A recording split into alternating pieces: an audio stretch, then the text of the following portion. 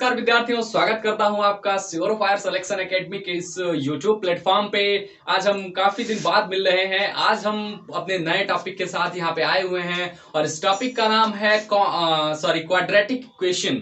इस टॉपिक का नाम है क्वाड्रेटिक इक्वेशन। तो आज हम क्वाड्रेटिक इक्वेशन के कॉन्सेप्ट पढ़ेंगे और जैसा हमारी ये सीरीज चलती आ रही है, पहले हमने कॉम्प्लेक्स नंबर देखा, उसके बाद हम अब क्वाड्रेटिक इक्वेशन यानी कि द्विघात समीकरण पढ़ने वाले हैं। तो आज हम पढ़ेंगे क्वाड्रेटिक इक्वेशन, जैसा कि थंबनेल में लिखा हुआ है शून्य से शिखर तक। तो आइए चलिए स्टार्ट करते हैं क्वाड्रेटिक इक्वेशन। हाँ तो विद्यार्थियों, हम पढ़ने वाले हैं क्वाड्रेटिक इक्वेशन। क्वाड्रेटिक इक्वेशन अपने आप में एक इंपॉर्टेंट टॉपिक है, क्योंकि इससे एनडीए की परीक्षा में एक क्वेश्चन और एयरफोर्स की कोई परीक्षा में भी 1 से 2 क्वेश्चन हमेशा आते ही रहते हैं, यानी कि इससे एक क्वेश्चन आता ही रहता है।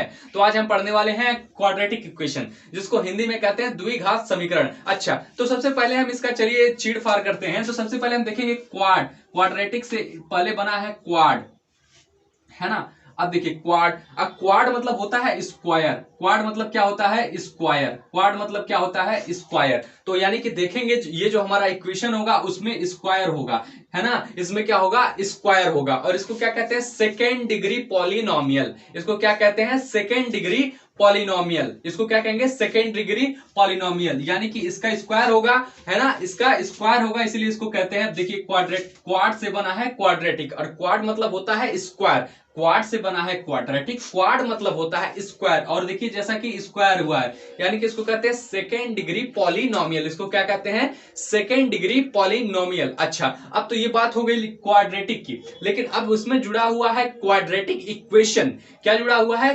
Quadratic equation. तो आप पूछेंगे क्वाड तो समझ में आ गया, हमें क्वाड्रेटिक का मतलब भी पता चल गया, अब क्वाड्रेटिक इक्वेशन क्या होता है वो हमें बताइए। तो देखिए क्वाड्रेटिक इक्वेशन जो होता है, क्वाड्रेटिक इक्वेशन अगर कोई भी इक्वेशन इस प्रकार का है जो ax² plus bx plus c equal to 0, अगर इसको फॉलो करता है तो क्वाड्रेटिक इक्वेशन है।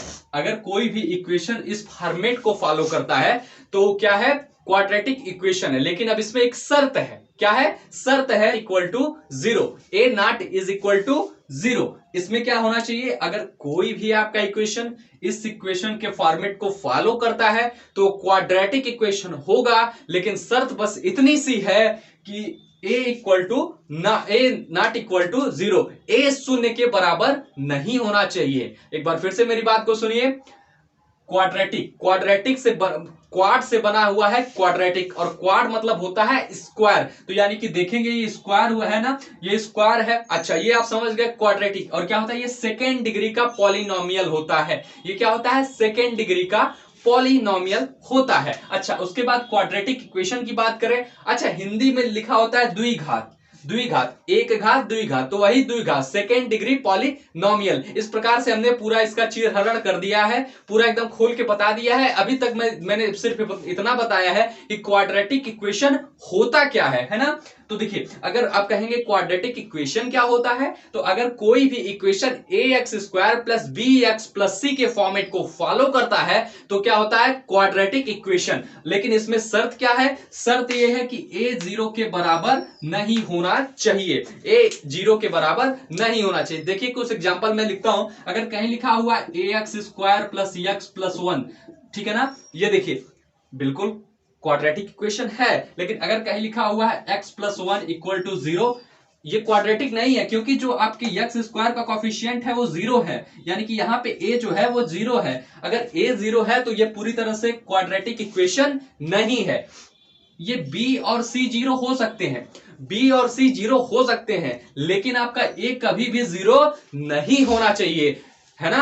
इतनी बातें। अगर कहीं लिखा हुआ है x² प्लस 1 इक्वल टू 0, ये भी क्वाड्रेटिक इक्वेशन है, ये भी क्वाड्रेटिक इक्वेशन है। लेकिन हमारा सिर्फ और सिर्फ शर्त ये है कि a 0 के बराबर नहीं होना चाहिए, ठीक है ना। बहुत छोटी सी शर्त है कि a 0 के बराबर नहीं होना चाहिए। अगर किसी भी इक्वेशन में x² का गुणांक, आप आसान भाषा में समझें, अगर किसी भी समीकरण में x² का गुणांक, ये जो a है, b है और c है, ए है, बी है, सी है, ये जानते हैं क्या है? इसको कहते हैं कॉफिशिएंट, इसको कहते हैं गुणांक, उसको क्या कहते हैं? गुणांक। अब गुणांक क्या होता है? आप देखिए ये ए इसके साथ गुणा में है, इसके साथ गुणा में है, तो इसी को कहते हैं गुणांक हिंदी में, और इंग्लिश में कहते हैं कॉफिशिएंट। यानी कि अगर कोई भी quadratic equation a x square plus B x plus C equal to 0 के फॉर्मेट का अनुसरण करता है, उसको फॉलो करता है, तो वो क्वाड्रेटिक इक्वेशन होगा, बशर्ते शर्त इतनी है कि वहां पे जो एक्स स्क्वायर का कॉफिशिएंट है वो 0 नहीं होना चाहिए। हाँ विद्यार्थियों, अब हम पढ़ते हैं। मान लीजिए हमारा कोई क्वाड्रेटिक इक्वेशन यानी कि द्विघात समीकरण दिया हुआ है, a x square plus B x plus c, है ना। अगर कोई भी इक्वेशन है तो अच्छा समीकरण होता है, समीकरण है ये। अच्छा अब इसके मूल होते हैं, इसके क्या होते हैं, मूल होते हैं, और मूल से पहले कॉन्सेप्ट आता है, हम जब 9th में पढ़ते हैं वहां कॉन्सेप्ट आता है शून्यक का, वहां कॉन्सेप्ट क्या आता है, शून्यक का, है ना। इसको शून्यक शून्यक कहते हैं, और शून्यक को इंग्लिश में कहते हैं जीरोज, इसको जीरोस कहते हैं। अब जीरोस क्या होते हैं, एक बार मैं बहुत ही कम शब्दों में आपको बताना चाहूं। जीरोस वो होते हैं वे संख्याएं जो अगर उनको इस इक्वेशन में रख दिया जाए तो इसको जीरो बना दें। यानी कि अगर जीरोस वो संख्याएं होती हैं जिनको अगर किसी इक्वेशन में रख दिया जाए तो क्या करें, इक्वेशन को जीरो बना दें, है ना। और बाद में यही शून्यक आगे चल के जब थोड़ा सा और मेच्योर हो जाता है तो उसको हम नाम दे देते हैं रूट्स का, उसको नाम दे देते हैं रूट, उसको कह देते हैं रूट, उसको क्या कह देते हैं, रूट्स। और हिंदी में उसको कहते हैं विद्यार्थियों, उसको कहते हैं मूल, उसको हिंदी में क्या कहते हैं, मूल, है ना। इतनी बात आप समझ गए। अच्छा मान लीजिए अगर कोई क्वेश्चन लिखा होता है तो उसको हम कई तरह से उसका क्या बोलते हैं, जीरोज अथवा मूल निकाल लेते हैं। चलिए ये जो हमारे पास ये क्वेश्चन है, इसको हमको इसके मूल ज्ञात करने हैं, तो वो मूल कैसे ज्ञात होंगे, है ना। अगर मान लीजिए कोई क्वेश्चन हमारा ये है a x square plus B x plus C equal to 0 है। अब मान लीजिए हमको इसके मूल सॉरी इसके हमें रूट्स निकालने हो, तो हम रूट्स कैसे निकालेंगे, तो चलिए देखते हैं। सबसे पहले हम क्या करेंगे, हम सहारा लेंगे श्रीधराचार्य जी का, हम सहारा लेंगे श्रीधराचार्य जी का। हाँ विद्यार्थियों, अगर मान लीजिए कोई क्वेश्चन हमें दिया हुआ है a x square plus B x plus C equal to 0, अगर हमको इसके जीरोस बताने हो या इसके मूल बताने हो तो हम कैसे निकालेंगे। तो सबसे पहले इसका सॉल्यूशन कैसे होगा, तो श्रीधराचार्य जी माइनस बी उन्होंने बताया था plus minus under root b square minus 4ac upon 2a। इतनी बातें आप जानते होंगे, हमने पिछले एक लेक्चर में भी शायद इसको थोड़ा सा डिस्कस करा हुआ है। तो क्या होता है इसके ये होता है। अच्छा अब देखिए इसमें लिखा हुआ है प्लस माइनस, इसमें क्या लिखा हुआ है, प्लस माइनस, तो है और एक बार माइनस के साथ लिखना है। तो जो प्लस के साथ लिखेंगे उसको हम आगे चल के कह देंगे अल्फा, और जो माइनस के साथ लिखेंगे उसको क्या कह देते हैं, बीटा, उसको क्या कह देते हैं, बीटा। यानी कि जो प्लस के साथ लिखते हैं उसको कहते हैं अल्फा, और जो माइनस के साथ लिखते हैं उसको क्या कह देते हैं, बीटा, है ना। तो ये इसके क्या बोलते हैं, इसको इसके रूट्स बोलते हैं, इसके क्या कहते हैं, इसके ये रूट्स हैं। अब चलिए विद्यार्थियों अब आगे बढ़ते हैं कि उसके रूट्स के ऑपरेशन पे, जहां पे हमको पढ़ना होता है सम ऑफ रूट्स और प्रोडक्ट ऑफ रूट्स। तो चलिए हाँ विद्यार्थियों, जैसा कि अब हम जानते हैं कि अब इसके दो रूट्स हमें मिल गए हैं, एक अल्फा और एक मिल गया है बीटा, एक अल्फा और एक बीटा। तो अब इस पे ऑपरेशंस होते हैं, एक होता है सम ऑफ रूट्स, एक होता है sum of roots, sum of roots. अब सम ऑफ रूट यानी कि इसको आगे क्या बोल सकते हैं, alpha plus beta, alpha plus beta equal to क्या होता है, माइनस बी अपॉन ए। अब आप सोचेंगे ये माइनस बी अपॉन ए क्या है, तो आपको मैं बता दूं ये जो b है ये x का कॉफिशिएंट है और निगेटिव साइन के साथ, है ना। यहां पे इस इक्वेशन को देखें, ये किस इक्वेशन के लिए है, ये है a x square plus B x plus C equal to 0 के लिए, a x square plus B x plus C equal to 0 के लिए, है ना। तो अल्फा प्लस बीटा यानी कि सम ऑफ द रूट्स क्या होता है, minus b by a, minus b by a, minus b by a, जहां पे बी क्या है, यक्स का कॉफिशिएंट है और ए जो है यक्स स्क्वायर का कॉफिशिएंट है। ए को तो बहुत अच्छी तरीके से आप लोग पहचानते होंगे। तो गाइज इस इंपॉर्टेंट फॉर्मूले को आप याद कर लें, है ना, क्योंकि इससे बहुत सी चीजें आसान हो जाएंगी आपकी, है ना। तो सम ऑफ द रूट्स क्या होता है, minus b by a, minus b by a. अच्छा इसके बाद पूछा जाता है प्रोडक्ट ऑफ रूट्स क्या होता है, क्या होता है, product of roots,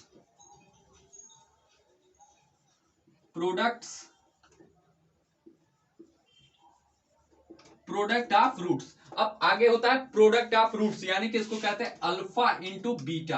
alpha beta क्या होता है, प्रोडक्ट ऑफ रूट्स में अल्फा बीटा क्या होता है, तो ये होता है विद्यार्थियों सी बाई ए, ये क्या होता है सी बाई, इसमें कोई भी निगेटिव साइन नहीं होता है, तो परेशान नहीं होना। अब ये फार्मूला भी मतलब ये जो है ये किसके लिए है, ये इस इक्वेशन के लिए है। ये किस इक्वेशन के लिए, ये भी इस इक्वेशन के लिए, और ये भी a x square plus B x plus C equal to 0 के लिए। इसमें जो आपके मूल आएंगे अल्फा और बीटा, इनका मल्टीप्लीकेशन क्या होगा सी बाई ए। सी जहां पे ये कांस्टेंट वाला है और ए क्या है एक्स स्क्वायर का गुणांक है। हाँ तो विद्यार्थियों अब हम बढ़ते हैं आगे। मान लीजिए ऐसे क्वेश्चंस आते हैं कि अगर लिखा रहता है a x square b x plus C equal to 0, अगर इसके रूट्स अल्फा बीटा हो तो आप हमें क्या बता दीजिए, आप हमें बता दीजिए alpha square plus beta square. आप alpha square plus beta square हमें बता दीजिए। अच्छा इन क्वेश्चंस को कैसे करते हैं, मान लीजिए alpha square plus beta square, लेकिन आपको ध्यान रखना है हमने दो फार्मूले पढ़े हैं, एक है alpha plus beta equal to minus b by a, और एक पढ़ा है alpha beta equal to c by a. एक हमने पढ़ा है alpha plus beta equal to minus b by a और alpha into beta equal to c by a पढ़ा हुआ है। तो चलिए अच्छा इसको हम ऐसे नहीं लिख सकते हैं, मान लीजिए अगर हम लिख दें अल्फा प्लस बीटा का whole square minus 2 alpha beta, बिल्कुल लिख सकते हैं। इसको हम ऐसे लिख सकते हैं ना, मान लीजिए इसको हम ऐसे लिख सकते हैं अल्फा प्लस बीटा, तो यहां से देखिए यहां से क्या हो जाएगा, यहां से हो जाएगा alpha square plus beta square plus 2 alpha beta. बाहर टैकल करने के लिए हमने माइनस 2 अल्फा बीटा लगा दिया, ये इससे कैंसिल हो जाएगा है ना। तो फिर हमको हमारा जो है, जो हम जिस रिजल्ट की आकांक्षा कर रहे थे वो हमारा रिजल्ट मिल जाएगा, यहां से alpha square plus beta square है ना। तो इसको एक तरीके से आपके दिमाग में बैठा लेना है, इसको याद मत करिए, इसको बस प्रोसीजर को समझिए, ठीक है ना। इसको रटने की जरूरत नहीं है, आप लोग रटने लगते हैं, रटिए मत, इसके प्रोसीजर को मैकेनिज्म को समझिए कि इसको लाया कहां से जाता है। कब तक रटेंगे, अगर आपने मैकेनिज्म समझा तो आप कहीं से भी क्वेश्चन आएगा कोई भी दिक्कत नहीं होगी, लेकिन अगर किसी पार्टिकुलर चीज को आपने रट लिया है तो आप वहीं तक सोच सकते हैं, ठीक है ना। तो देखिए यहां से हमने सीखा कि अगर कहीं लिखा हुआ है alpha square plus beta square, तो हम लिख सकते हैं इसको अल्फा प्लस बीटा का whole square minus 2 alpha beta, इसको ऐसे लिख लेंगे। अच्छा अब यहां से आपको पता रहेगा अल्फा प्लस बीटा का अल्फा प्लस बीटा हम जानते हैं क्या होता है माइनस बी अपान ए होता है, इसका whole square minus 2 alpha beta की वैल्यू कितनी होती है सी बाई ए है ना। तो उसके बाद यहां से आप कर सकते हैं बी स्क्वायर, माइनस बाहर है लेकिन ऊपर स्क्वायर है तो वो पूरी तरीके से खत्म हो जाएगा, और ये हो जाएगा a square upon 2c upon a equal to हो जाएगा, यहां से अगर a square common, a square इसका एलसीएम हो जाएगा है ना, ए स्क्वायर अगर इसका एलसीएम हो जाएगा तो यहां से हो जाएगा b square minus 2ac, b square minus 2ac। अगर आप यहां तक याद कर सकते हैं तो अच्छी बात है, अगर नहीं याद करना चाहते कोई बात नहीं, लेकिन इसको आप याद कर लें, इसको आप हमेशा के लिए समझ लें, याद कर लें। इसको नहीं, ये आप अपने से कर सकते हैं, लेकिन इसको आपको ये मैकेनिज्म समझना। आप रूट्स, अब हम पढ़ेंगे क्या होगा डिफरेंस ऑफ रूट्स। इससे क्वेश्चन बहुत ज्यादा पूछे गए हैं पिछले सालों में, तो आप इसको बहुत अच्छे से समझ लें। इसको कहते हैं डिफरेंस ऑफ रूट्स, इसको क्या कहते हैं डिफरेंस ऑफ रूट, यानी कि मूलों का अंतर, इसको कहते हैं मूलों का अंतर। अब इसको कैसे निकालेंगे हम, है ना, इसको कैसे निकालेंगे तो आइए उसको हम समझते हैं। अच्छा अगर हम देखें, अगर मान लीजिए कहीं लिखा हुआ है हम अल्फा प्लस बीटा का होल स्क्वायर कर दें और माइनस 4 अल्फा बीटा घटा दें, आप कहेंगे इससे क्या होगा, आप कहेंगे इससे क्या होगा। तो देखिए यहां से क्या होगा alpha square plus beta square minus 2 alpha beta मिलेगा है ना, यहां से सॉरी प्लस 2 अल्फा बीटा मिलेगा, और हमने बाहर से क्या किया है 4 अल्फा बीटा को रख दिया है इसको टैकल करने के लिए। अच्छा तो यहां से क्या हो जाएगा alpha square plus beta square है ना। अब देखिए यहां से -4 में से 2 घट जाएगा तो क्या बचेगा -2 अल्फा बीटा। तो आप जानते हैं किसका फॉर्मूला है, आपको एक फॉर्मूला पता होगा a square plus b square minus 2ab equal, ये किसके बराबर होता है a माइनस बी का होल स्क्वायर का ये फार्मूला होता है। तो देखिए ये क्या हो गया अल्फा माइनस बीटा का होल स्क्वायर हो गया, अल्फा माइनस बीटा का होल स्क्वायर हो गया। अच्छा अब हमको एक चीज पता चल गई कि अगर कहीं लिखा हुआ है अल्फा माइनस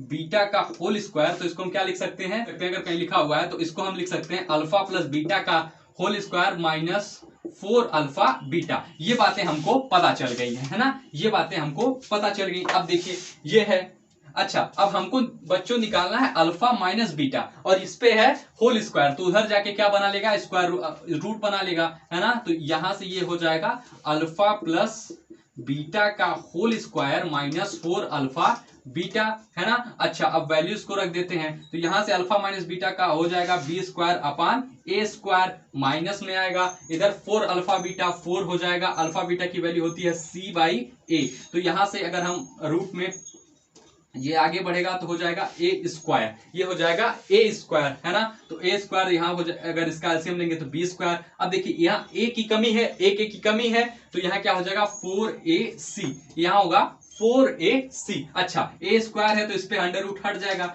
और ये हो जाएगा बी स्क्वायर माइनस 4ac अपान ए हो जाएगा, बी स्क्वायर माइनस 4ac अपान ए हो जाएगा। अच्छा, इसको हम आगे, अभी मैंने आपको बताया नहीं, इसको कहते हैं डी, इसको क्या कहते हैं डी। अगर नहीं समझ में आ रहा है अभी समझ लीजिए, अभी कुछ मिनट बाद आपको पता चल जाएगा कि बी स्क्वायर माइनस 4ac को डी कहते हैं, है ना। ये हो जाएगा अपान ए। तो हमने एक यहां से एक रिजल्ट याद कर लेंगे हम कि अगर कहीं अल्फा माइनस बीटा पूछा है तो क्या होगा डी अपान ए, यहां से क्या होगा डी अपान ए।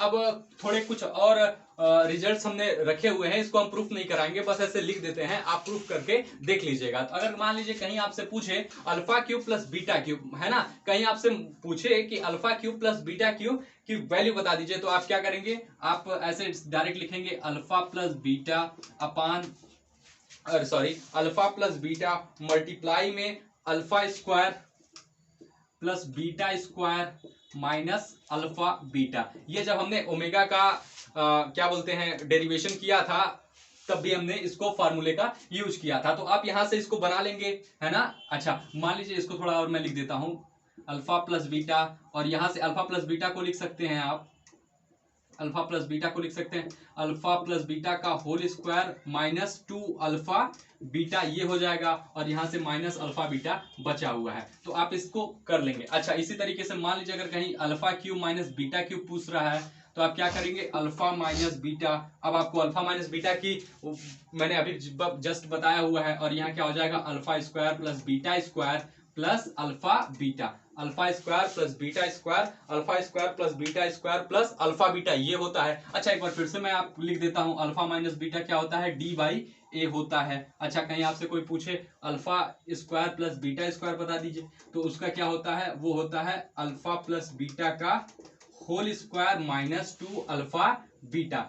ये हमने 4 रिजल्ट्स आपके यहाँ पे एक तरीके से कंपाइल कर दिया हुआ है, आप इसको एक तरह से देख लेंगे, है ना। तो चलिए आगे बढ़ते हैं, अब हम पढ़ते हैं नेचर ऑफ रूट्स। अब हम पढ़ेंगे नेचर ऑफ, हाँ विद्यार्थियों, अब हमने जो देखा था कि हमारे 2 मूल आए थे अल्फा और बीटा। अच्छा, अब हम उनकी प्रकृति ज्ञात करेंगे, अब उनकी क्या प्रकृति ज्ञात करेंगे। देखिए, मैथ में एक होता है रियल जिसको कहते हैं वास्तविक, और एक होता है अनरियल जिसको कहते हैं अवास्तविक। क्या कहते हैं अवास्तविक, या उसको कहते हैं काल्पनिक, उसको क्या कहते हैं काल्पनिक। तो मूलों की प्रकृति जानने से पहले हमको एक चीज जानना पड़ेगा, डिस्क्रिमिनेंट। क्या जानना पड़ेगा, डिस्क्रिमिनेंट, उस जानना पड़ेगा डिस्क्रिमिनेंट, पहले जानना पड़ेगा डिस्क्रिमिनेंट, और हिंदी में इसको कहते हैं विविक्तिकर। इसको क्या कहते हैं इसको कहते हैं विविक्तिकर, इसको विद्यार्थियों कहते हैं विविक्तिकर। अब विविक्तिकर कैसे निकाला जाता है, तो जो हम करते हैं बी स्क्वायर माइनस 4ac, है ना, ये बी स्क्वायर माइनस 4ac को ही कहते हैं विविक्तिकर, यानी कि डिस्क्रिमिनेंट, और इसको डिनोट करते हैं डी से। इसको किससे डिनोट करते हैं विद्यार्थियों, डी से, यानी कि जो हमारा ये आता है बी स्क्वायर माइनस 4ac, इसी को कहते हैं डिस्क्रिमिनेंट, इसी को क्या कहते हैं डिस्क्रिमिनेंट। अब आपके दिमाग में आ रहा होगा, ओह ये जो होता है minus b plus under root b square, जी हाँ बिल्कुल वो भी डी है, और इसके पहले जो हमने पढ़ा ये जो अल्फा माइनस बीटा निकालने के लिए, तो वहां भी जो आया बी स्क्वायर माइनस 4ac, इसीलिए हमने उसको लिखा है डी, है ना। विविक्तिकर क्या होता है बी स्क्वायर माइनस 4ac, ये डी जो होता है इसको डी से डिनोट करते हैं, क्योंकि डी से होता है डिस्क्रिमिनेंट, और उसको कहते हैं विविक्तिकर, है ना। तो इसको किस डी से डिनोट करते हैं, और इसकी वैल्यू कितनी होती है बी स्क्वायर माइनस 4ac, और ये बी स्क्वायर क्या है यक्स का कॉफिशिएंट है, ए जो है यक्स स्क्वायर का कॉफिशिएंट है, और सी जो है क्या है कांस्टेंट का वो है ना कॉफिशिएंट है। अच्छा, अब हम पढ़ चुके हैं डिस्क्रिमिनेंट। डिस्क्रिमिनेंट कैसे निकालते हैं, डी बराबर होता है B square minus 4ac, D बराबर होता है बी स्क्वायर माइनस 4ac। अच्छा, इतनी जानकारी हमारे पास हो गई। अब इसी पे बेस्ड है नेचर ऑफ रूट्स, इसी पे बेस है नेचर ऑफ रूट्स। तो आगे बढ़ते हैं और विद्यार्थियों हम पढ़ने वाले हैं नेचर ऑफ रूट्स यानी कि मूलों की प्रकृति के बारे में। तो अगर मान लीजिए हम वही अपना traditional equation ax² plus B x plus C equal to 0 है। अच्छा, अब हमको बताना है कि इसके जो रूट्स आएंगे वो क्या होंगे, उनका नेचर कैसा होगा। तो हमको तो पता है इसके मूल आएंगे अल्फा बीटा ये होते हैं, ठीक है ना। अब हमको बताना है वो रियल होंगे या काल्पनिक होंगे या कैसे होंगे। तो उसके लिए सबसे पहले हमको क्या करना पड़ेगा, इसका डिस्क्रिमिनेंट निकालना पड़ेगा। इसका क्या करना पड़ेगा, डिस्क्रिमिनेंट निकालना पड़ेगा। तो उस डिस्क्रिमिनेंट हम पहले निकालेंगे, क्या करेंगे, b² minus 4ac, b² minus 4ac है ना, b² माइनस 4ac करेंगे। अच्छा, अब मान लीजिए अब हमने ये निकाला तो हमारे पास तीन कंडीशन बनेगी, हमारे पास तीन कंडीशन बनेगी। जब तीन कंडीशन क्या क्या होंगी, पहला कंडीशन होगा जब आपका d जो होगा, जब आपका d जो होगा वो क्या होगा, 0 के बराबर होगा। हमने बताया कि अगर मान लीजिए आपका डिस्क्रिमिनेंट 0 के बराबर आ जाएगा, यानी कि आपने जो b² माइनस 4ac किया हुआ है अगर ये 0 के बराबर आ जाए, तो जब 0 के बराबर आ जाएगा तो क्या होगा, इसके बारे में हम इस पे कमेंट देते हैं कि इसके जो रूट्स होंगे वो क्या होंगे, रियल होंगे। इसके जो रूट्स होंगे वो रियल होंगे। अगली बात, इसके जो रूट्स होंगे वो इक्वल होंगे, है ना, उसके जो रूट्स होंगे वो एक ही होंगे, उसके जो रूट्स होंगे वो एक ही होंगे। अच्छा, इसी को कहते हैं रिपीटेड रूट प्राप्त होंगे। क्या होंगे, रिपीटेड रूट्स मिलेंगे। इससे क्या मिलेंगे, रिपीटेड रूट्स मिलेंगे। इस क्या मिलेंगे, रिपीटेड रूट्स मिलेंगे। अच्छा, अब मैं आपको इसका फिगर बना देता हूं, तो फिगर इसका कैसा होगा वो समझ लें आप। मान लीजिए अगर एक क्वाड्रेटिक इक्वेशन है, यक्स पे जो है इसका सेकंड डिग्री का पॉलिनोमियल है, तो इतनी बातें आपको पता होंगी, ये क्या बनेगा, पैराबोला बनेगा। हाँ, तो इतनी बातें हमको पता चल गई हैं कि ये क्या बनेगा, एक पैराबोला बनेगा। तो हम पहले जान लेते हैं, अगर आपका discriminant b² minus 4ac equal to 0 के बराबर आ जाएगा तो क्या होगा, इसके जो रूट्स होंगे वो क्या होंगे, रियल होंगे और एक ही रूट्स होंगे और रिपीटेड रूट्स मिलेंगे, है ना, रिपीटेड रूट्स मिलेंगे। अच्छा, इसका ग्राफ कैसा होगा, ये मान लीजिए आपका नंबर लाइन है, तो इसका जो पैराबोला बनेगा वो ऊपर की तरफ तो बनेगा, लेकिन यहां ये पूरा आपका कॉन्साइड कर जाएगा, यानी कि जो दोनों रूट्स होंगे वो यहीं पे बनेंगे, यानी कि वो एक ही होंगे। अच्छा, दूसरी कंडीशन हो सकती है कि मान लीजिए आपका जो डिस्क्रिमिनेंट आया है वो 0 से बड़ा आ गया, जो 0 से बड़ा आ गया। मान लीजिए आपका डिस्क्रिमिनेंट जो आया वो 0 से बड़ा आया, मान लीजिए आपका जो डिस्क्रिमिनेंट आया वो 0 से बड़ा आया, तो इस कंडीशन में क्या होगा, इस कंडीशन में ये होगा कि यहां भी तो आपके रूट्स जो होंगे वो रियल होंगे, यहां भी आपके रूट्स क्या होंगे, रियल होंगे, और रूट्स यहां पे रियल होंगे और अनइक्वल होंगे, यानी कि real and unequal, real and unequal होंगे। रूट्स जो होंगे वो रियल होंगे और अनइक्वल होंगे, यानी कि इसके दो रूट्स मिलेंगे, है ना। अच्छा, अगली बात इसमें क्या होगी, इसमें दो कंडीशन फिर बनेगी। इसमें क्या बच्चे, इसमें दो कंडीशन बनेगी। एक कंडीशन ये होगा कि अगर b² माइनस 4ac, अगर b² माइनस 4ac, अगर b² minus 4ac perfect square हुआ, अगर b² minus 4ac perfect square हुआ, अगर b² minus 4ac be perfect square, perfect square हुआ, अगर b² minus 4ac perfect square हुआ तो इसके जो रूट्स होंगे वो होंगे रियल एंड रेशनल, रियल होंगे और रेशनल होंगे, जो होंगे रियल होंगे और रेशनल होंगे। इसके जो रूट्स होंगे वो रियल और रेशनल होंगे। अच्छा, दूसरी बात, b² माइनस 4ac अगर क्या हुआ, परफेक्ट स्क्वायर नहीं हुआ, यानी कि not be perfect square, not be perfect,